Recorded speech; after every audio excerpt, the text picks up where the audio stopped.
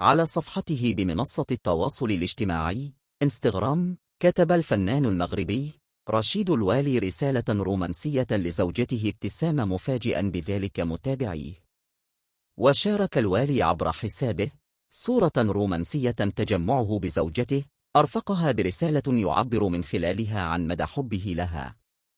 وكتب الوالي: سحر الألوان يختفي أمام سحر عينيك، وعندكم تقول مسكين رشيد مسحور، أحبكم أيضا. يشار إلى أن علاقة رشيد بزوجته ابتسام من العلاقات القوية التي تثير إعجاب عدد كبير من رواد مواقع التواصل الاجتماعي. مؤخرا طالت الإشاعات الفنان المغربي الأمر الذي دفعه إلى الخروج عن صمته وكشف حقيقة مرضه عبر أحدث منشور له بحسابه الرسمي.